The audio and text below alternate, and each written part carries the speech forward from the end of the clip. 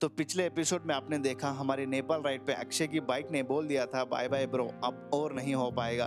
तो आज मिशन है उस बाइक को खींच के ले जाना प्रयागराज, यानी 20 किलोमीटर की टोइंग यात्रा। तो फिर शुरू करें। स्वागत है आपका हमारे नेपाल राइड के डे 5 में, जहां राइड से ज्यादा रुकावट मिल रही है और एडवेंचर जिसका कोई गारंटी नहीं। Let's start.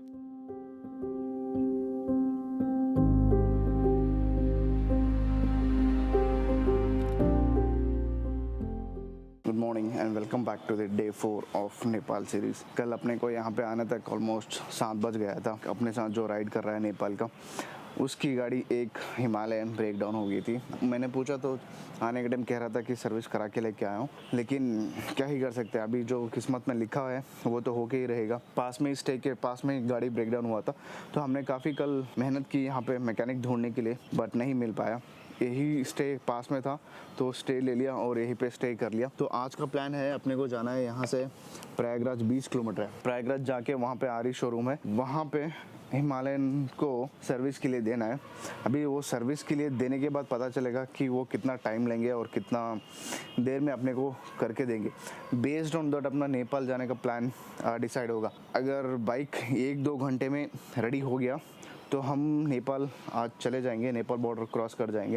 अगर नहीं हुआ तो प्लान बी भी रखा हुआ है साथ में कि प्रयागराज एंड आजू बाजू के प्लेसेस जो भी है अपने लिस्ट में, उसको एक्सप्लोर करते हैं। अभी मैं रेडी हो चुका हूँ, अभी जस्ट लगेज बाइक को पैक करना है और यहाँ से निकलना है। बाइक्स मैंने यहाँ पे रखी हुई थी, चारों बाइक्स अपने, 1 2 3 4। वो जो पहली वाली बाइक है ना, ब्लैक कलर वाली, वही ब्रेक डाउन हुआ है। कुछ शायद आई फील कुछ सेल्फ का प्रॉब्लम होगा या फिर टाइमिंग चेन का प्रॉब्लम, क्योंकि जब सेल्फ कर रहे हैं तो नहीं ले रहा है, स्टार्ट नहीं हो रहे। लगेज पैक करते हैं और यहाँ से फटाफट निकलते हैं। Let's go. जो रूम्स हमने लिया है वो रूम्स काफ़ी सॉलिड है। अभी आकाश यहाँ पे सो रहा है। आज सुबह का प्लान काफी सिंपल था। गाड़ी को धक्के मारकर गैरेज तक लेके जाना, थोड़ा रिपेयर करवाना और सीधा नेपाल के लिए निकलना। लेकिन जिंदगी को अगर प्लान के हिसाब से चलना होता तो उसे जिंदगी कौन कहता।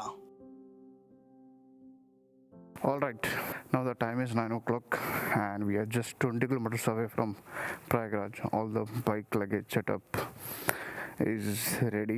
We are going from here to RE service. To reach RE service in Prayagraj, we need to tow this bike. Let's see how much time it will take. From here, RE service is 11 kilometer and Prayagraj is 20 kilometer. After going RE service, first we need to give this bike for checkup and need to request them for a quick to make it bike ready. Let's see how it goes. I'll see you in the motor vlog. What's up guys, welcome back to the channel. एक और नए vlog में आप सब लोगों का स्वागत है। तो आज अभी देखना है प्लान कैसे होता है। अभी तो फ़िलहाल गाड़ी को टो करके लेके जाना है RE सर्विस प्रयागराज के आसपास में। वो बंदे क्या बोलेंगे गाड़ी चेक करने के बाद, बेस्ड ऑन दैट प्लान बनेगा। होप सो जैसे हमने सोचा है वैसे ही सब ठीक ठाक हो जाए तो आज हम नेपाल बॉर्डर क्रॉस कर जाएंगे। ओ माय गॉड, टो करना 11-12 किलोमीटर, वो भी एक हिमालयन से दूसरे हिमालयन को, काफ़ी डिफ़िकल्टी है ब्रो। स्वागत ग्रैंड काफ़ी सॉलिड था होटल स्टे अपना। नया गाड़ी, सिर्फ 2 साल का गाड़ी ब्रेकडाउन होगा करके हमने बिल्कुल भी नहीं सोचा था। होता है अप्स एंड डाउन ट्रिप पर, थोड़े मेमोरीज अच्छे बनते हैं, थोड़े मेमोरीज ख़राब बनते हैं। ज़िंदगी का नाम ही तो यही है, अप्स एंड डाउन चलते रहते हैं ज़िंदगी में। कभी खुशी तो कभी गम, दोनों को साथ लेके चलना पड़ता है इस ट्रैफिक भरे रूट में। और ये बंदे लोग जो ट्रैफिक ही नहीं फॉलो करते, इन लोगों के बीच से गाड़ी टो करके लेके जाना काफ़ी मुश्किल है। कल हमने रोड साइड असिस्टेंस को ट्राई किया हुआ था शाम के टाइम में 6 से 6:30 बजे तक, लेकिन कुछ फ़ायदा ही नहीं है। रिंग हो रहा है और वो कॉल उठा रहे नहीं है। तो अभी ऐसे रोड साइड असिस्टेंस का फ़ायदा क्या बताऊँ। और गाड़ी सर्विस कराने से पहले अक्षय ने शोरूम पे पूछा हुआ था, देखो कि सब ठीक ठाक है नहीं, क्योंकि हम नेपाल जा रहे हैं, कहीं कुछ ब्रेकडाउन हो ना जाए। सर्विस का कुछ 7,000 रुपये लिया है, फिर भी RE का गाड़ी ब्रेकडाउन हो गया है। वैसे मैं RE पे काफ़ी, रॉयल एनफील्ड बाइक्स पे काफ़ी भरोसा करता हूँ, इसलिए मैंने रॉयल एनफील्ड बाइक ही चुनी है। लेकिन अभी ऐसे ब्रेकडाउन देखने के बाद कहीं ना कहीं थोड़ा सा वो भरोसा रहता है ना, जो यकीन रहता है बाइक पे, नहीं यार मैं कर पाऊँगा इस बाइक से, वो यकीन अभी कहीं ना कहीं थोड़ा सा मिटने लगा है। अभी देखेंगे सर्विस जाने के बाद उनका रिस्पॉन्स कैसे होता है और कितना टाइम लगता है बाइक को ठीक करने में। बेस्ड ऑन दैट मैं आपको अपडेट करता हूँ। काफ़ी कुछ सोच रखा था हमने, आज नेपाल जाएंगे, नेपाल बॉर्डर क्रॉस हो जाएगा। It's okay, it's a part of life, can't do anything. But ऐसे अपने बॉयज़ को टो करते हुए गाड़ी एंड तकलीफ़ पड़ते हुए देखना काफ़ी दुख हो रहा है। अभी काफ़ी धूप भी हो चुकी है, टाइम 9:56 हो रहा है।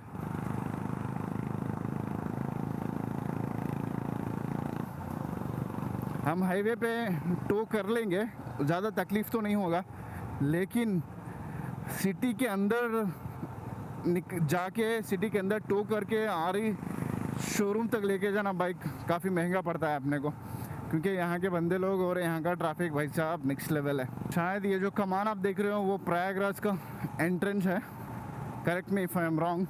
काफ़ी खूबसूरत है, जो कि मिट्टी का कलर से बना हुआ है, नेक्स्ट लेवल लग रहा है। प्रयागराज बस यहाँ से कुछ है और 15 किलोमीटर। अगर बाइक अच्छा खासा होता ना तो हम 10 से 12 मिनट में पहुँच जाते प्रयागराज को। एक प्लान बी भी रखा हुआ है, अगर कुछ बाइक का ब्रेकडाउन ज़्यादा है करके पता चलने पे हम प्लान बी को एग्ज़िट करेंगे। वो प्लान बी मैं आपको आ रही शोरूम पहुंचने के बाद ही बता सकता हूँ। Let's go. Welcome to Prayagraj smart city, Sangam, Nainital, central jail, सब ऐसे ही जाना है। यहाँ का वातावरण मुझे समझ ही नहीं आया, क्योंकि रात में इतनी ठंड होती है कि आप बाइक नहीं चला सकोगे, हाथ और जिस्म सिकुड़ने लगता है। 17-18 डिग्री के पास चला जाता है टेम्परेचर, और डे टाइम में इतनी धूप होती है कि आप जैकेट और राइडिंग गियर्स पहन नहीं सकोगे। पसीना ऐसे ही उतरते रहता है। काफ़ी स्प्लिट क्लाइमेट चल रहा है यहाँ पे, रात को काफ़ी ठंड और दिन को काफ़ी धूप। मेरा छोटा भाई जो है वो मुझे कह रहा था कि वहाँ की ठंड और धूप दोनों एक्सट्रीम होते हैं। मैं सोचा अरे यार क्या ही हो सकता है, अपने आंध्रा से ज़्यादा तो नहीं हो सकती ना धूप, लेकिन यहाँ की धूप ऑलमोस्ट 12 बजे से जो 3 बजे का वो विंडो है ना, 40.4 डिग्री तक चला जाता है यहाँ पे। क्या क्या सोचा था हमने, इस ब्रिज पर आएंगे, एक ड्रोन शॉट लेंगे अपने बाइक्स का। काफ़ी कुछ सोच रखा था हमने आज के दिन के लिए, लेकिन अपनी नसीब थोड़ी ख़राब है कि हम वो सब नहीं कर पाए जो सोच रखा था हमने। काफ़ी कुछ सोच रखा था भाई साहब। खैर जो भी होता है अच्छे के लिए होता है। प्रयागराज एंट्रेंस वाला जो एक्सटेंशन केबल ब्रिज है वो काफ़ी ख़तरनाक था भाई। अब मैं क्या ही बोलूँ, दिमाग में कुछ और ही चल रहा है और मैं कुछ और बोलते जा रहा हूँ, क्योंकि बस बाइक की टेंशन खाई जा रही है मुझे। ओके, थोड़ा माइंड डाइवर्ट करते हैं, टॉपिक पे आते हैं। ये लो जी, आ गए हम प्रयागराज में वृंदावन आरी के सर्विस पे। अभी चेक करेंगे और पूछेंगे कि क्या हाल चाल है, बाइक का क्या अपडेट मिलता है। जैसे ही मिलता है वो मैं आपको बताता हूँ। लेकिन ये 11 किलोमीटर टो करने के लिए बाइक काफ़ी दिक्कत हुआ भाई, आप पूछो मत, जान चली गई। सो अभी मैनेजर से बात हुई है, ये है वृंदावन और रॉयल एनफील्ड शोरूम के मैनेजर साहब, एंड इन्होंने एक टेक्नीशियन को बुलाया हुआ है। अभी देखेंगे क्या हो सकता है, क्या अपडेट मिलता है टेक्नीशियन से। बस इतना ही साउंड आ रहा है, खर खर खर खर करके, इससे ज़्यादा कुछ हो नहीं रहा है बाइक में। फिर से वो 1 किलोमीटर तक चला, फिर से हम लोग स्टार्ट करके फोन आया ना, इसीलिए स्टॉप किया, फिर से स्टार्ट कर रहे हैं तो स्टार्ट हो गया। अभी बाइक का ऑपरेशन चल रहा है, देखेंगे क्या हो सकता है। सो टाइमिंग चेन कट होने की वजह से ऐसे साउंड आता है। टाइमिंग चेन जब फ्री नाच जाती है, टूट जाती है कुछ भी, ओके, ट्रेन साथ को नहीं घुमाती, हाँ हाँ हाँ, खत्म हो जाता है, फिर गाड़ी नहीं स्टार्ट होती। कल वैसा ही हो गया, एक ब्रेक किया, सडन मैं ब्रेक किया, साउंड आ गया, हम अपनी गाड़ी को धक्के मारते हुए फिरते रहे एक शोरूम से दूसरे शोरूम तक, मैकेनिक से मैकेनिक तक, लेकिन हुआ वही जिसका हमें डर था। हर जगह बस एक ही जवाब, भैया अभी तो हम गाड़ी को देख रहे हैं, अब जाइए और एक कप चाय ले आइए, थोड़ा वक्त तो लगेगा। सुबह से शाम हो गई और शाम तक हालत ये हो गई कि ना हम ठीक हुए और ना गाड़ी।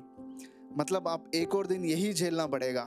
भाई लोगों ने काफ़ी कोशिश की और आखिरकार कह दिया कि गाड़ी आज रिपेयर ना हो पाएगी क्योंकि गाड़ी के टैपेट वॉल्स हो गए हैं ख़राब। तो दोस्तों, लेसन ऑफ द डे ये है कि गाड़ी और दिल दोनों कभी भी टूट सकते हैं और दोनों को रिपेयर करने में थोड़ा वक्त तो लगता है। कल फिर से ट्राई करेंगे क्योंकि उम्मीद पे तो पूरी दुनिया कायम है। शोरूम पर वेटिंग रूम में काफ़ी देर तक वेट किया हमने, ऑलमोस्ट सुबह के 11 बजे से अभी बज रहा है 5:30, अब तक वेट किया लेकिन कोई फ़ायदा नहीं रहा क्योंकि कुछ ज़्यादा ही मेजर लग रहा है बाइक में। वो भी आज हमने ऊपर इन्फ्लुएंस लगा के फ़ोन करवा के बातचीत करवाने पे आज अपनी गाड़ी को कुछ ऑपरेशन किया गया हुआ है, लेकिन फिर भी कुछ ख़ास रिज़ल्ट नहीं मिला। अभी अपनी गाड़ी और अंदर ही है और भी काम चल रहा है। बोला है कल शाम तक करके देंगे क्योंकि इनके पास कुछ इक्विपमेंट्स और कुछ स्पेयर पार्ट्स नहीं है, तो शायद कल तक हो सकता है मेरे ख्याल से। Hope for the best. अभी पास में ही एक रूम देखा है, बुक किया हुआ है, अभी वहाँ चलते हैं, देखेंगे क्या हो सकता है। Let's go. तो अभी यहाँ पे काम नहीं बना और इस वजह से प्लान में काफ़ी चेंज आ गया है। बस पास में ही कुछ 200-300 मीटर में स्टे बुक किया है, कुंदन होम स्टे करके। मैनेजेबल है, रह सकते हैं आज। और हम सोच रहे थे कल लोकल में एक्सप्लोर करने के लिए क्योंकि एक और दिन तो लगेगा इन लोगों को, तो अभी क्या ही कर सकते हैं। तो अभी संगम है यहाँ से कुछ 5 किलोमीटर, शायद अपने को जाने तक लेट हो जाएगा। जा सकते हैं जल्दी, लेकिन यहाँ के ट्रैफिक भाई साहब पूछो बहुत टाइम लगेगा क्योंकि कौन बंदा कब कहाँ से आ जाएगा वो पता ही नहीं चलता है, बस आ जाते हैं। अगर लगा दिया कुछ वो अलग झंझट। अभी पहले से ही हम तकलीफ़ में चल रहे हैं, गाड़ी ब्रेक डाउन होने के बाद प्लान पूरा चौपट हो गया इस वजह से।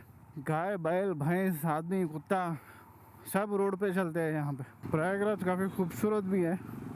आने के टाइम पे हम शायद ऐसे इस तरह नहीं है, किसी दूसरे रूट से आए हैं। अभी संगम जाने के लिए हम जा रहे हैं कोई दूसरे रूट से। शायद रात के टाइम पे प्रयागराज काफ़ी खूबसूरत लगता है। अगर हम थोड़े दिन पहले आते ना, जैसे जब कुंभ मेला चल रहा था तब, अरे भाई साहब काफ़ी भीड़ होती है, ऐसे गाड़ी चलाने को मिलता भी नहीं शायद। क्योंकि मुझे सुनने में आया, 1 से 2 लोगों को मैंने यहाँ पे पूछा है जिनके पास हमने रूम लिया है, तो वो कह रहे थे सिर्फ 1 किलोमीटर जाने के लिए 4 घंटा लग रहा था उसमें। वो भी मानो पूरे क्लच के ऊपर ही चलना पड़ेगा आपको, ब्रेक पे नहीं।